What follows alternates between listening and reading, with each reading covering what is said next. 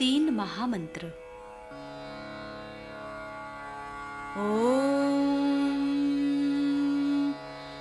त्वमेव साक्षात् श्री महालक्ष्मी महासरस्वती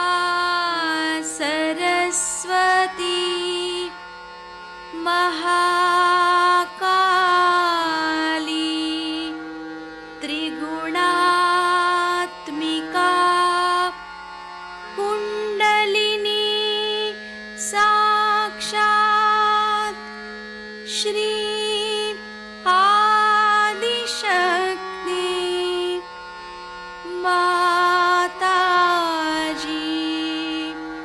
श्री निर्मला देव्यै नमो नमः। ॐ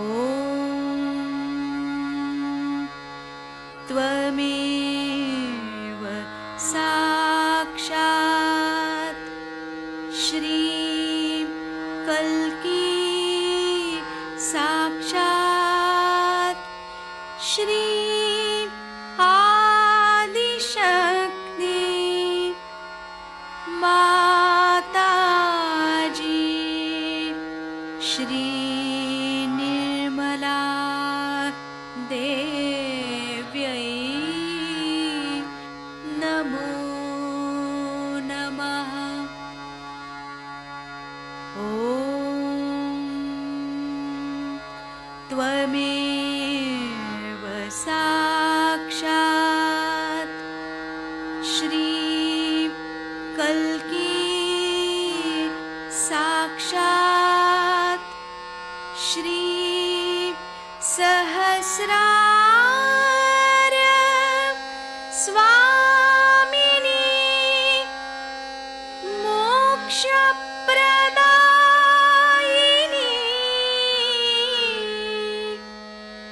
माताजी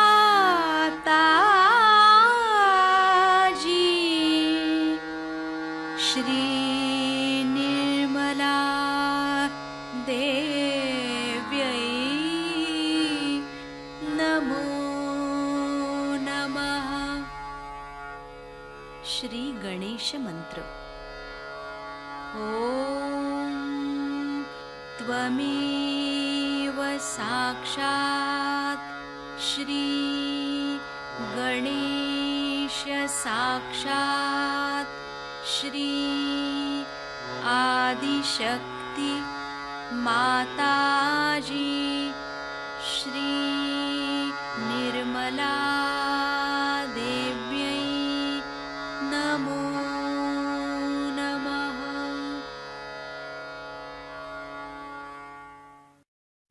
जय श्री माता जी। दोनों हाथ माँ के सामने, हृदय में श्री माता जी को देखेंगे। परम पूजनीय श्री माता जी, कृपा करके हम सभी के हृदय में अपना स्थान ग्रहण कीजिए। बार बार श्री माता जी को हृदय में आवाहन करेंगे। श्री माता जी, कृपा करके हम सभी के हृदय में अपना स्थान ग्रहण कीजिए। श्री माता जी, हम सबको क्षमा कर दीजिए, हम सभी अज्ञानी हैं। संपूर्ण चित्त बीचों बीच हृदय में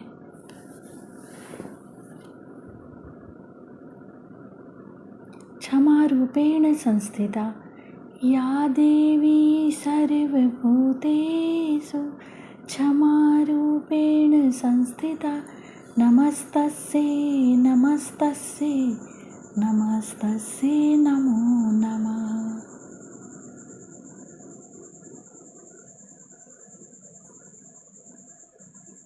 धीरे धीरे अपने संपूर्ण चित्त को दोनों हाथों पे अपने चित्त में श्री माता जी को हमेशा रखेंगे। धीरे धीरे अपने संपूर्ण चित्त को लेफ्ट विशुद्धि पे बाह्य विशुद्धि पे संपूर्ण चित्त। श्री माता जी, आपकी परम कृपा में मैं केवल एक शुद्ध आत्मा हूँ। श्री माता जी, आपकी परम कृपा में मैं केवल एक शुद्ध आत्मा हूँ, इसीलिए मैं दोषी नहीं हूँ। श्री माता जी, मैं बिल्कुल भी दोषी नहीं हूँ। श्री माता जी, मैं बिल्कुल भी दोषी नहीं हूँ। श्री माता जी, मैं बिल्कुल भी दोषी नहीं हूँ। संपूर्ण चित्त बाह्य विशुद्धि पे ही श्री विष्णु माया मंत्र ओम त्वमेव साक्षात् श्री विष्णु माया साक्षात् श्री आदि शक्ति माता जी श्री निर्मला देव्यै नमो नमः।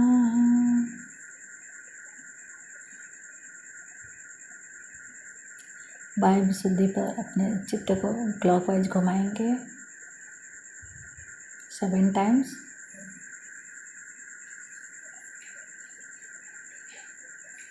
श्री माता जी, आप ही ने तो हमें आत्मा बनाया है, हमें सभी प्रकार के दोष भावनाओं से मुक्त कीजिए।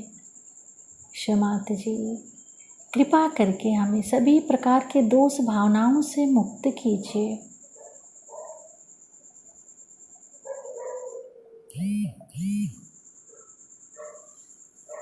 धीरे धीरे अपने संपूर्ण चित्त को लेफ्ट आज्ञा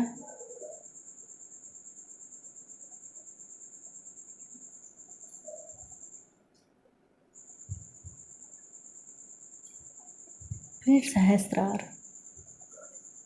सहस्त्रार पे माँ के श्रीचरण कमलों को देखेंगे। माँ के श्रीचरण कमलों की परिक्रमा सहस्त्रार पे करेंगे 7 टाइम्स।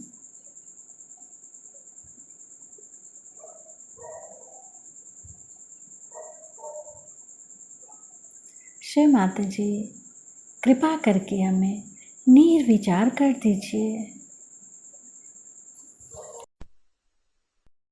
है कि भारतवर्ष से ही उनका उद्धार होने वाला है, तक नहीं पा सके। और हमारी यह हालत है कि एक साधारण सद्व्यवहार जो होता है वो भी नहीं। कल मैंने आपसे कहा था कि मैं आपको हृदय में बसे हुए शिव स्वरूप सच्चिदानंद आत्मा के बारे में बताऊंगी आज, लेकिन सोचती हूँ कि आखिर में बताऊंगी जब सारे ही चक्र बता चुके वो अच्छा रहेगा। हालांकि उनको पहले से आखिर तक अपनी दृष्टि वहीं रखनी चाहिए। बाकी जो भी चक्र हैं एक उनके चक्र को जानने से ही ठीक हो जाते हैं। इन 3 हृदय चक्र के 3 हिस्सों से ऊपर एक बहुत ही महत्वपूर्ण चक्र है जिसे हम लोग विशुद्धि चक्र कहते हैं। विशुद्धि चक्र, इसके जहाँ पे हमारा कंठ होता है इसके बराबर पीछे में ये चक्र होता है। अब इसके लिए आप एग्जैक्टली नहीं किसी के लिए कह सकते कि ये यही होता है, क्योंकि ये बड़ी ही सूक्ष्म चीज है, थोड़ा ऊंचे नीचे होता ही है। जैसी जैसी मनुष्य की प्रकृति होती है और जैसे जैसे उसका फॉर्म होता है वैसे ही इसके चक्र की भी स्थितियां उस तरह से थोड़ी बहुत आगे पीछे होती हैं। कभी कभी 1 इंच का भी फर्क होता है। इसलिए आप ये नहीं कह सकते कि ये बराबर उस जगह ही होगा। थोड़ा सा मैंने देखा है, किसी का ऊपर होता है, किसी का नीचे होता है, किसी का और भी नीचे होता है। बहरहाल ये कंठ जहाँ पे है, इस कंठ के पीछे में यहाँ हमारा विशुद्धि चक्र है। ये चक्र बहुत ही महत्वपूर्ण है मानव के लिए। जानवरों में ये चक्र इतना बढ़ा हुआ नहीं, ना ही इतना वो प्रगल्भ है। मनुष्य की शुरुआत ही इस चक्र से हुई है, समझ लीजिए पूरी तरह से। इस चक्र में श्री कृष्ण विराजते हैं और राधा जी उनकी शक्ति है। राधा, रा माने शक्ति, धा माने जिसने धारणा की। कृष्ण का मतलब होता है कृषि करने वाले, जिन्होंने कृषि की है। आप सबकी कृषि उन्होंने की। आपके अंदर इन्होंने बीज भरे, उन्होंने पहले बीज आपके अंदर भरा कि उस अनंत को जानिए, परमात्मा को जानिए, परम तत्व को जानिए। इसका बीज उन्होंने भरा, इसीलिए उनको कृष्ण कहते हैं।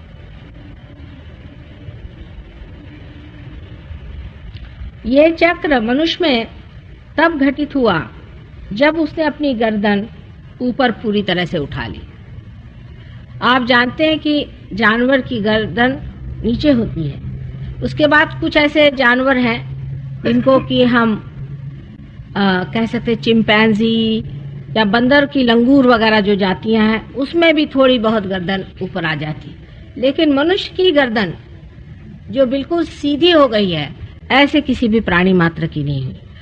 ये गर्दन सीधी होने की वजह से ही मनुष्य की स्वतंत्रता स्थापित हो गई।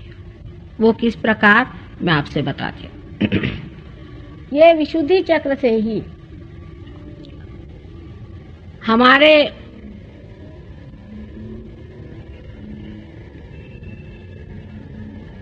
दो ईगो और सुपर ईगो नाम के बलून तैयार हो जाते हैं। आप जानते हैं कि जानवर की आकृति ऐसी आती है, ऐसी जाती, फिर नीचे चली जाती है। जो भी चेतना उनके अंदर आती है वो फिर से पृथ्वी की ओर झुक जाती है। लेकिन मनुष्य ने जो ये ऐसी गर्दन ऊपर उठा ली और उसने अपने अंदर जिम्मेदारियां महसूस करनी शुरू कर दी, तब वो जब कोई भी कार्य करता है तो उसमें उसका ईगो बढ़ता है। अब ईगो शब्द, अहंकार से लोग बहुत घबराते हैं। अहंकार मेरा मतलब नहीं है अहम भाव, इसमें दोनों में बड़ा अंतर है। अहम भाव सब में होता ही है, होना आवश्यक ही है। हर इंसान में अहम भाव न हो तो वो जानवर हो जाए। प्रति अहम भाव भी हमारे अंदर उठता है और लेफ्ट साइड से आके और माथे, यहाँ फॉन्टिनेल बोन होता है, वहां तक आ जाता है। और अहंकार का भाव भी लेफ्ट साइड से उठ के इधर आ जाता है। अब देखिए, चढ़ते वक्त तो राइट का लेफ्ट जाता है और लेफ्ट का राइट जाता है, जैसे यहाँ पे दिखाया। इन लोगों ने उसका अभी गति नहीं दिखाई लेकिन ये विशुद्धि चक्र से इसकी शुरुआत होती है। अब अगर आपका गला खराब है तो डॉक्टर लोग आपको दवा दे देंगे, कहेंगे आपका गला खराब। अगर राइट विशुद्धि खराब है, जो कि रुक्मिणी जी का स्थान है, जहां विठल रुक्मिणी है, उसका तो इलाज दवा से हो जाएगा। पर जिसका लेफ्ट साइड खराब होगी उसका इलाज नहीं हो सकता, क्योंकि लेफ्ट विशुद्धि से प्रति अहंकार उठता है। ये कंडीशनिंग से होता है। जो आपके अंदर कंडीशनिंग हो गई उससे होता है। जैसे कि एक बच्चा, मैंने बताया था, माँ के पास है, दूध पी रहा है, आनंद में है। जब माँ उसको बदलना चाहती है तो बच्चे में अहंकार जागृत होता है कि ये क्यों हमें सता रही हैं, या कैसे हमें क्यों इन्होंने बीच में दखल दी, डिस्टर्ब किया। और जब माँ उसे कहती कि चुप रहो, ऐसे नहीं करते, तो उस पे जो उसके संस्कार पड़ते हैं, चाहे वो सुसंस्कार हो चाहे कुसंस्कार हो, उसके कारण उसके अंदर प्रति अहंकार, जिसे कि सुपर ईगो कहते हैं, होता है। अब राइट साइड की जो कुछ भी हमारी एक्टिविटी है, राइट साइड की जो हमारी पिंगला नाड़ी है, वो जब भी गतिमान होती है, कार्य करती है, तो हमारे अंदर ईगो बढ़ता है। और जब हमारी लेफ्ट साइड की गतिमान होती है तो हमारे अंदर प्रति अहंकार माने सुपर ईगो बढ़ता है। जब ये दोनों चीजें बढ़कर एक के ऊपर एक ओवरलैप कर लेती हैं, समझ लीजिए बच्चे की उम्र जब तक साल भर की हो जाती है तब तक ये जगह पूरी तरह से भर जाती है और तब आप में पूरी तरह से हम अलग हैं ये भावना आ जाती है, जिसे कहना चाहिए अहम भाव, कि हम अलग हैं आप अलग हैं, जिसे अंग्रेजी में कहते हैं आईनेस। हम लोग सब अलग अलग हो जाते हैं। हम सोचते हैं कि हमारा ये नाम है, उनका ये नाम है। अगर छोटे बच्चों से आप बात करिए तो हमेशा थर्ड पर्सन में वो बात करते हैं। फर्स्ट पर्सन में नहीं कहेंगे कि मैं जा रहा हूं। जैसे हमने मुन्ना से कहा कि बेटे अब तुम जाओगे कि नहीं, नानी ये मुन्ना नहीं जाएगा, बहुत जिद्दी है। थर्ड पर्सन में बात करेंगे, माने उनका जो है सामंजस्य उस मुन्ना नाम से नहीं हो पाता है, आइडेंटिफिकेशन नहीं हो पाता है। वो हमेशा थर्ड पर्सन में बात करेंगे कि ये नहीं मानने वाला, ये बड़ा जिद्दी है, माने ये दूसरा है कोई मुन्ना और ये जो मैं हूं ये अलग है। जैसे जैसे आदमी बड़ा होने लगता है वैसे वैसे इसकी ये जो दोनों ही चीजें हैं बढ़ती जाती हैं, घनी होती जाती है और उतना ही वो अलग हटते जाता है उस विश्वव्यापी शक्ति से। अब जानवर जो हैं वो इस विश्वव्यापी शक्ति से एकाकार ही हैं, लेकिन वो इस मामले में चेतित नहीं है, माने उनमें अवेयरनेस नहीं है इसकी। आप अंतर एक समझ लें कि आपको वो चेतित करने के लिए ही परमात्मा ने इस तरह से इस शेल के अंदर डाल दिया, समझ लीजिए, या इस एक अलग व्यक्तित्व में ढाल दिया। हर एक का व्यक्तित्व अलग बना दिया कि आप अपनी स्वतंत्रता में परमात्मा को खोजें, अच्छाई को खोजें और उसी को माने। इसलिए ये व्यवस्था की गई। अब आप कहेंगे कि ये क्या जरूरत थी, परमात्मा को चाहिए था। लोग बहुत से कहते भी हैं कि सीधे सीधे डायरेक्टली उसको रियलाइजेशन क्यों नहीं दे दिया। जानवर से उठा के मनुष्य को एकदम से रियलाइजेशन दे देते हैं तो ये प्रश्न ही नहीं खड़ा होता। लेकिन उत्क्रांति की, इवोल्यूशन की एक दशा तक तो परमात्मा कार्यान्वित होते हैं और सब अपने स्वभाव के अनुसार चलते हैं। जैसे कि बिच्छू होएगा तो वो शेर की चाल नहीं चलेगा, और अगर सांप होगा तो सिंह की चाल नहीं चलने वाला। उनका स्वभाव जो है वो वैसा ही बने रहेगा, वो नियत रहेंगे, उसी पे नियति पे चलेंगे। उनका जो कुछ भी आप कंडीशनिंग करेंगे उस पे चलेंगे। वो कंडीशनड हो जाते हैं एटमॉस्फेयर से, उसी के मुताबिक वो रहते हैं। लेकिन एक मानवीय ऐसा है कि उसके अंदर गीदड़ भी होएगा और उसके अंदर सांप भी होएगा और सिंह भी होएगा और शेर भी होगा, राक्षस भी होएगा, भगवान भी होएगा। एक मनुष्य ही है क्योंकि वो स्वतंत्र है, क्योंकि वो फ्री है। उसको चाहे तो वो बुराई करे और चाहे तो अच्छाई करे, चाहे तो वो बिच्छू बन जाए और चाहे तो वो शेर जैसे गरजे। अब ये स्वतंत्रता परमात्मा ने इसलिए दी कि आपको अगर परमात्मा को जानना है तो बगैर स्वतंत्र हुए आप जान नहीं सकते। आपकी स्वतंत्रता में ही आपको परमात्मा को जानना है।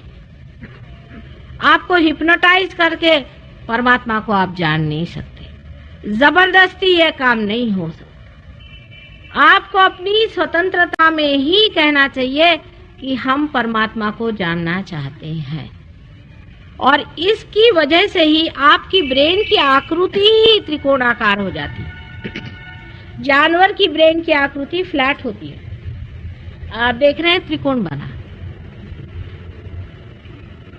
और इस त्रिकोणाकार आकृति की वजह से ही आप में बहने वाली शक्तियां 4 होकर के बहती हैं, क्योंकि प्रिज्म के जैसा होता है, जैसे कि पिरामिड होता है उस तरह के होता है ब्रेन। इसीलिए ये 4 इसमें शक्तियां बहने लग जाती हैं। जैसे मैंने कहा 3 तो शक्तियां आपकी जो मैंने बताई हुई है, ईड़ा, पिंग और सुषुम्ना है, और पीछे में वो है जो हमने आज तक इंसान के रूप में कमाया हुआ सेंट्रल नर्वस सिस्टम। ये चारों शक्तियां हमारे अंदर इसलिए बहने लग जाती हैं कि हमारे अंदर 3 परत, पिरामिड आपने देखा उसके 3 साइड्स होते हैं, प्रिज्म के 3 साइड्स होते हैं, और उसका एपेक्स एक होता है, उसका एक शिखर होता है जिसे कि कबीर ने शून्य शिखर कहा। उसके अंदर से कुंडलिनी गुजर के और इस त्रिकोणाकार अस्थि में बैठ जाती है। जब मनुष्य की मृत्यु हो जाती है तब यही कुंडलिनी उसके सर पे मंडराती रहती है और उसके सर से निकल जाती है, वही इसको गाइड करती है, और आत्मा भी उसके साथ। वो आत्मा, वो कुंडलिनी और हमारे अंदर के 4 तत्व, उसमें से पानी का तत्व भी धीरे धीरे घटते ही जाता है, पृथ्वी तत्व गिर जाता है। इस प्रकार जीवात्मा तैयार होके और मृत्यु लोक को प्राप्त होता है। तो ये जो हमारे अंदर परमात्मा ने स्वतंत्रता दी है, इसको हम जिस तरह से इस्तेमाल करते हैं वो जाहिर है। उसको हमने एक अजीब तरह से इस्तेमाल किया हुआ है कि जब ये दोनों भी अहंकार और प्रति अहंकार बैलेंस में रहते हैं और आपके भवसागर के हिस्से में आप धर्म पे रहते हैं, तो कुंडलिनी का उठना बिल्कुल ज्ञात नहीं होता और एक क्षण में इंसान पार हो जाता है, एक क्षण के अंदर, और उसको ये भी नहीं पता चलता कि वो पार हो गया। क्योंकि मैंने आज ही बताया कि जो एरोप्लेन बहुत ही स्मूथ होता है, उसमें आप बैठे रहिए, आपको पता नहीं चलता कि आप प्लेन में चल रहे हैं। जो बहुत ही बढ़िया एरोप्लेन होते हैं उसमें पता ही नहीं चलता कि आप उसमें चल रहे हैं।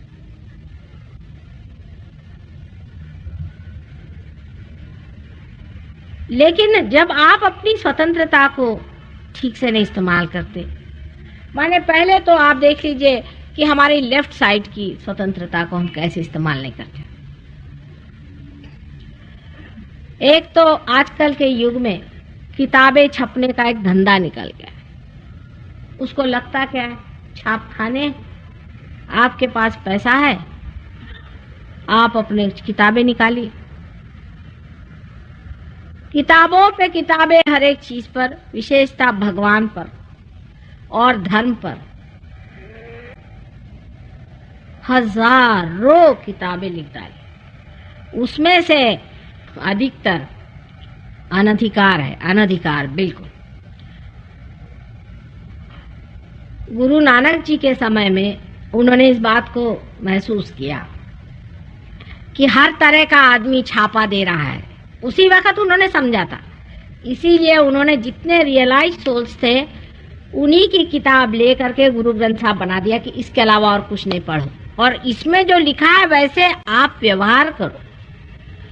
लेकिन उसमें भी घोटाला ही है, आप जानते हैं कि पढ़े जा रहे हैं, उसमें भी घोटाला हो गया। बाइबल लिखा गया, उसमें भी घोटाला हो गया, उसमें भी गड़बड़ है। कुरान लिखा गया, उसमें भी गड़बड़ियां हो गई। क्या वजह हो गई? क्योंकि हमारे अंदर इन किताबों से जो सुसंस्कार आने चाहिए थे वो आने के जगह कुसंस्कार हम लोगों ने ले लिया।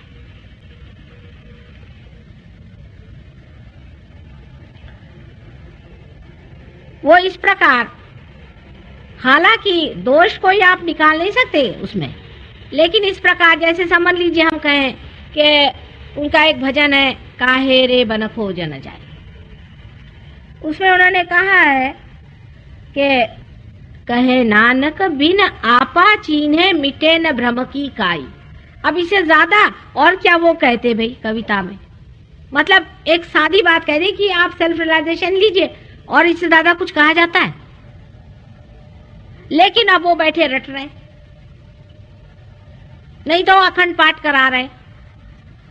अब जब मैं कहती हूँ कि नानक साहब से ज्यादा तो किसी ने साफ और लिखा ही नहीं है,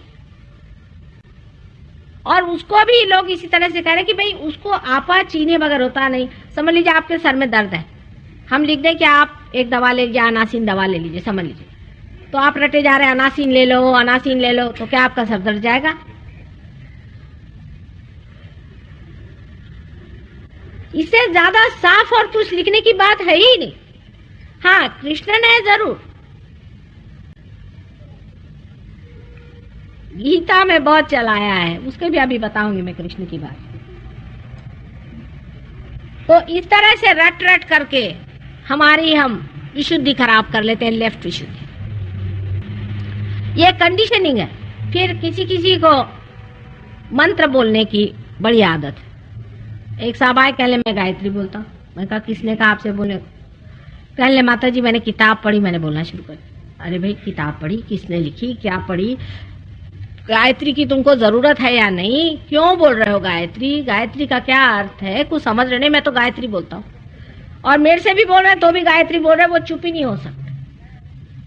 सबसे अच्छा उदाहरण इसका हरे रामा हरे कृष्णा वाले हैं। वो ऑक्सफोर्ड स्ट्रीट में इतनी बदतमीजी करते हैं, इतनी शर्म आती है उनके ऊपर। मैं धोती साड़ी पहन करके, ना धोती पहनाती ना साड़ी पहनाते, और वो बोदियां खरीद खरीद करके लगाते हैं, और सबसे रुपया ले ले करके बड़े बड़े होटल बना करके होटल चला रहे हैं।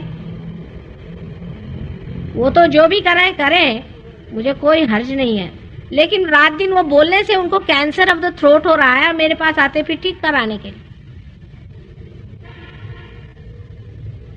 तो फिर ये पूछते हैं कि माँ हम तो कृष्ण का नाम ले रहे हैं, आप करे कृष्ण कृष्ण यहाँ बैठे हुए, फिर हमारा क्यों खराब हो गया? तुमको किसने अधिकार दिया इतनी बदतमीजी करने का, वहां जाकर के ऑक्सफोर्ड स्ट्रीट में इस तरह से उनको ऐसे चीपली इस तरह से बोलने का? क्या वो आपके क्या नौकर है?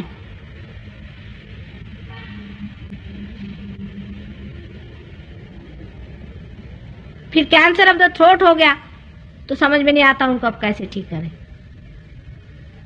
इसी तरह से मंत्र का प्रकार है।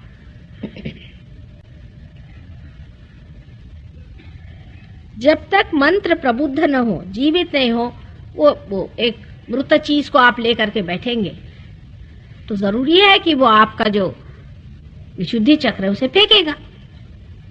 अब विशुद्धि चक्र पे श्री राधा कृष्ण का मंत्र कहना चाहिए, लेकिन प्रबुद्ध मंत्र होना चाहिए। प्रबुद्ध कैसे होगा? रियलाइज सोल ने अगर आपसे कहा है, वो भी आपको नहीं कहेंगे जब तक आपका थ्रोट नहीं खराब हो। आपका पेट खराब है, आप राधा कृष्ण का नाम ले रहे हैं, क्यों भाई? क्योंकि हम वृंदावन में रहते हैं। बताइए,